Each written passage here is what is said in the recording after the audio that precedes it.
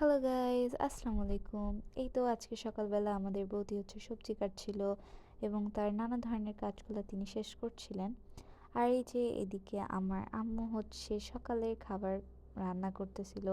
আজকে আম্মু ঢেঁড়স ভাজি করছিল আর এর সাথে ডাল ভর্তা ছিল। আমার ডাল ভর্তা খেতে খুবই ভালো লাগে। আর আমার আম্মু কিন্তু সারাদিন খুবই ব্যস্ত থাকে, যেহেতু এদিকে বৌদি কাজ করে, ওনাকেও দেখা লাগে, আর আম্মু নানা ধরনের কাজ করে। যাই হোক, আমার আম্মু কিন্তু খুবই খুঁতখুঁতে। আর এদিকে আমার বৌদি উনি ডাইনিং শেলফ পরিষ্কার করছিল আজকে, আর আম্মু দাঁড়ায় দাঁড়ায় পাশ থেকে বলে দিচ্ছিল এভাবে এভাবে করা লাগবে। যাই হোক, সব কাজ শেষ হওয়ার পর এই যে আম্মু দুপুরে রান্না করতে চলে আসছিল। আজকে আম্মু চিকেন রান্না করছিল। আম্মুর এই চিকেন রান্নাটা খুবই মজা লাগে। এটা একটা কষা কষা লাল ঝোল হয়, আলু দেয়।